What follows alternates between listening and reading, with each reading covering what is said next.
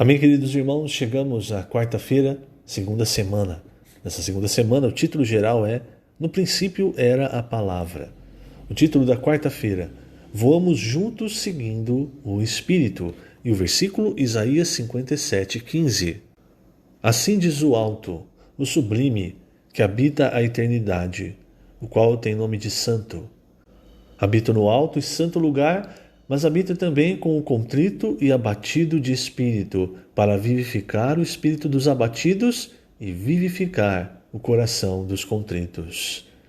Senhor Jesus, obrigado, Senhor, obrigado por mais um dia. E obrigado, pois, mesmo o Senhor sendo alto, o sublime, aquele que habita a eternidade, o Senhor também se fez carne e no tempo, como um homem obediente ao Pai, ao desejo do Pai. O Senhor morreu por cada um de nós. Morreu para o perdão dos nossos pecados, mas também para que nós te recebêssemos como Espírito que dá vida, para que cada um de nós pudesse estar agora em Ti e Tu em cada um de nós. E que em nossa experiência, Senhor, nós sejamos esses contritos de coração, abatidos de espírito, humildes de espírito, para receber tudo que o Senhor quer nos dar. Não somos ricos, não somos abastados, não temos força, Senhor. Nós recebemos o que o Senhor quer nos dar. A nossa força está em Ti. O poder se aperfeiçoa na fraqueza. Por isso, Senhor, nós confessamos diante de Ti, nós somos fracos. O nosso poder está na Tua pessoa, na Tua palavra, está no Seu Espírito, atuando em cada um de nós. Obrigado, Senhor, obrigado por Tuas palavras, obrigado, pois elas nos alimentam, nos consolam e também nos fazem avançar. Jesus é o nosso Senhor. Muito bem, queridos irmãos, na quarta-feira eu vou ler página 28, os 3 primeiros parágrafos, que dizem assim: a quarta característica dos seres viventes é o rosto de águia. O Evangelho de João retrata Jesus como o Filho de Deus, representado pela águia. Em Êxodo 19:4, o Senhor compara-se a uma águia que carregou o povo de Israel sobre suas asas. Como uma águia que voa em grandes alturas, Deus é o alto e o sublime. Nosso corpo físico é limitado ao tempo e espaço, mas Deus habita a eternidade e quer levar-nos sempre para além da dimensão material. Após a ressurreição, Cristo vive assentado à destra do Pai e deseja transferir-nos para essa mesma esfera. Em Colossenses vemos que já morremos para as coisas terrenais e nossa vida está oculta com Cristo em Deus. Que maravilha! Portanto, a vida cristã não é para ser vivida na esfera terrena. Nesta dimensão, ficamos preocupados com o que comer, vestir, com contas a pagar, porém fomos chamados para viver na esfera de ressurreição. Busquemos, portanto, as coisas lá do alto. Veja, se nós olharmos o exemplo do povo de Israel, quando o Senhor fala para eles: eu tirei vocês do Egito com asas de águia. Isso em Êxodo 19:4. O que ele diz é: eu tirei vocês do Egito com asas de águia para vos chegar a mim. Então a intenção de Deus, irmãos, é que nós sejamos um povo próximo a Ele. Infelizmente, o que o cristianismo hoje procura, muitos buscam, é que Deus faça a nossa vontade, seja próximo a nós, mas realizando a nossa vontade. Eu preciso disso, eu preciso daquilo, fulano está com problema, na minha família tem esse problema, então eu vou buscar Deus e aí Ele vai me dar o que eu preciso. Mas na verdade, irmãos, tudo isso são coisas terrenas. Na experiência do povo de Israel, quando eles saíram e foram para o Egito, eles iam para uma terra que mana leite e mel. Mas eles se lembravam também do que eles viveram na terra do Egito, das comidas principalmente. Em Deuteronômio, nós vemos que eles foram provados por causa disso. Então, nessa provação, eles caíram. Por quê? Porque eles não creram na promessa, a promessa de uma terra que mana leite e mel, a qual eles estavam no caminho.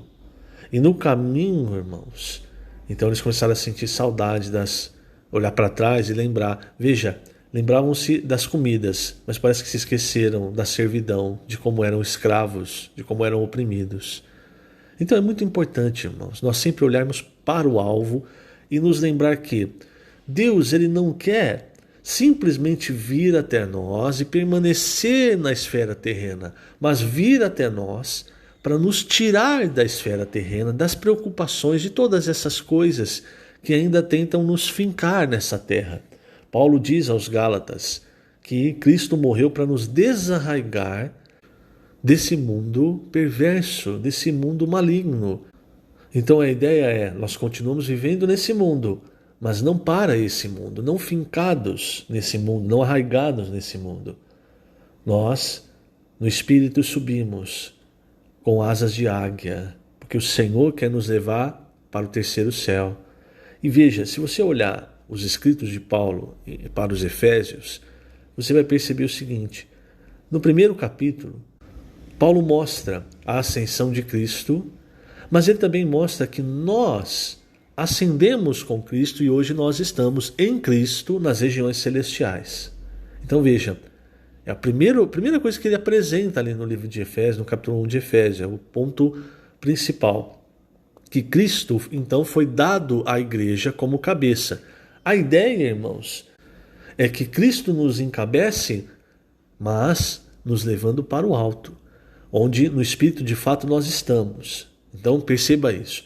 No desenvolver da epístola, quando você chega no capítulo 4, Paulo ele começa a falar sobre andar. Então ele mostra vários pontos com relação ao nosso andar nessa terra. Então ele fala, nós vemos os 5 andares, é o andar em amor, andar na graça, andar na verdade, andar na luz, andar no Espírito. E também, irmãos, quando ele mostra esse tipo de andar, ele mostra os pontos negativos. Quando ele fala, por exemplo, para não andar como os gentios na vaidade dos pensamentos. Ali ele está contrapondo o andar à verdade, segundo a verdade. Por que eu estou lembrando isso? Veja só. Porque o primeiro capítulo, irmãos, ele quer nos levar lá para o céu, para que depois, no 4º capítulo em diante, nós possamos andar de fato nessa terra. Então, o andar nessa terra, não é, veja, não é o contrário, não é primeiro ele não mostra o andar para depois ele mostrar Cristo ascendido lá no livro de Efésios. É o contrário, porque o ponto, irmãos, nós somos levados como asas de águia por Deus, o alto, o sublime, para ter uma visão como Deus tem. E aí, a partir dessa visão, nós andamos nessa terra.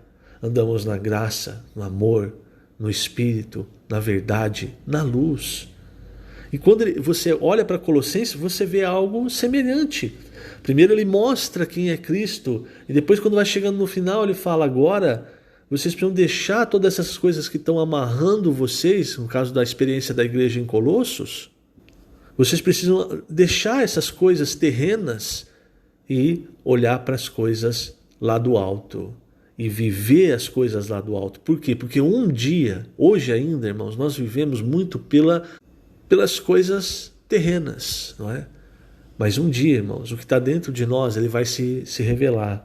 Nesse dia, quando Cristo voltar, nesse dia, irmãos, nós vamos reinar com Cristo.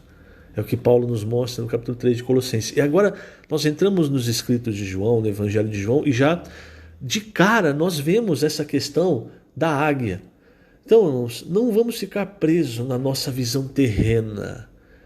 Enquanto nós estivermos fincados na terra, irmãos, talvez você pense, a visão é minha, eu estou entendendo dessa maneira, mas, na verdade, por trás está Satanás. Assim como Pedro não percebeu quando ele falava para o Senhor, Senhor, de maneira nenhuma o Senhor vai morrer. Ele não percebeu que quem estava falando por trás dele era Satanás, mas o Senhor expôs, irmãos. Então, o que Pedro tinha era uma visão terrena. Na visão terrena, que isso? O Senhor jamais ia morrer. O Senhor ia ficar eternamente ali com eles. Eles iam morrer, o Senhor não. Mas na visão espiritual, irmãos, na visão de águia, o Senhor deveria morrer por todos nós, para que aí sim nós tivéssemos acesso a Deus, acesso aos céus. Muito bem, ainda falando sobre os seres viventes, eu vou ler alguns versículos de Ezequiel 1, versículos de 11 a 14. Veja só. Assim eram seus rostos, suas asas se abriam em cima, Cada ser tinha 2 asas, unidas cada uma à do outro. Outras 2 cobriam o corpo deles. Cada qual andava para sua frente, para onde o espírito havia de ir, iam. Não se viravam quando iam. O aspecto dos seres viventes era como carvão em brasa, a semelhança de tochas. O fogo corria resplendente por entre os seres e deles saíam relâmpagos. Os seres viventes zigue-zagueavam à semelhança de relâmpagos. Olha aqui, aqui tem muita coisa rica, que se fosse assim pormenorizado, a gente ficava aqui muito tempo, mas vamos tentar tocar alguns pontos. Primeiramente, suas asas se abriam. Por que asas, irmãos? É porque o ser vivente, ele não é para ficar aqui preso à terra, é para voar com asas de águia. E quanto a isso, não tem problema, todo mundo vai, vamos voar com asas de águia, todo mundo amém. Mas veja só, não é sozinho, irmãos. Infelizmente, muitos cristãos hoje têm adquirido a consciência de andar sozinho, andar do jeito que ele quer. E aí veja que as asas, cada um tinha 2 asas e elas estavam unidas uma às dos outros. Então, se um deles falasse assim, olha, quer saber? Eu não quero mais saber de vocês. Eu acho que vocês estão fazendo errado. Eu vou seguir aqui para frente. Não conseguia. Um não conseguia se mexer sem o outro, porque as asas que serviam para voar, para subir, elas também estavam presas umas às outras. Ou seja, eles tinham que fazer tudo de forma com o único objetivo, não individualmente, de forma coletiva, não é isolada em comunhão. Irmão, se tem problema, tem que esgotar a comunhão. E às vezes na nossa experiência tem comunhão uma vez, não resolveu? Aparta, não tem problema. O importante é servir a Deus, é o que eu acho que é servir a Deus. Mas não é assim, não é o caminho de Deus, não é assim, o princípio de Deus não é assim. Outro ponto, veja, eles tinham 2 asas e outras 2, essas 2 para voar, né? Mas eles tinham mais outras 2. E essas outras 2 eles cobriam o corpo. Aqui, veja só, vou ler na página 29, o 2º parágrafo. Aquele que visa fazer a própria obra trabalha individualmente e não confia no outro. Contudo, no corpo de Cristo, para fazer a vontade de Deus, precisamos uns dos outros. Por isso voamos juntos e coordenadamente. Por outro lado, não voamos com 4 asas a fim de mostrar nossa capacidade. Com 2 asas voamos e com 2 cobrimos nosso corpo, ocultando-nos. Então, quem aparece é a igreja, o corpo de Cristo. Não é maravilhosa essa figura? Na igreja em Sardes, as pessoas procuravam bons pregadores de lindas mensagens bíblicas, mas na igreja em Filadélfia, tudo visa ao benefício do corpo. Por isso, não há exaltação de membros individuais, mas do corpo. Outro ponto, no versículo 12. Cada qual andava para a sua frente, para onde o Espírito havia de ir, iam, não se viravam quando iam. Então, não havia esquerda, direita ou para trás, era sempre para frente e eles nem se viravam. E muitas vezes, na nossa experiência, irmãos, o que acontece conosco? Nós somos muito saudosistas, gostamos de virar. É como aquela mulher de Ló que se virou para ver a situação de Sodoma e Gomorra e virou uma estátua de sal, perdeu o sentido. Nós, irmãos, precisamos seguir adiante. Mas era tão bom no passado, não é mais igual era, então não quero mais. Veja, esses exemplos, esses princípios nos mostram para onde o Espírito ia, esses seres viventes seguiam sem olhar para trás. E por fim, como é que era o andar deles? Não era um andar em linha reta. Porque se o Espírito, irmãos, ele andasse em linha reta, você podia falar assim, não, tudo bem, esse aqui é o caminho, é só você pegar aqui reto até o fim. Mas esse não é o caminho do Espírito. Por isso, o Senhor Jesus, em Mateus 16, ele disse, se vocês querem me seguir, vocês precisam aprender a negar a si mesmo. Por quê? Porque senão vocês sempre vão fazer o seu caminho. E aí, na hora que você quiser fazer o seu caminho, você perde o caminho do Espírito.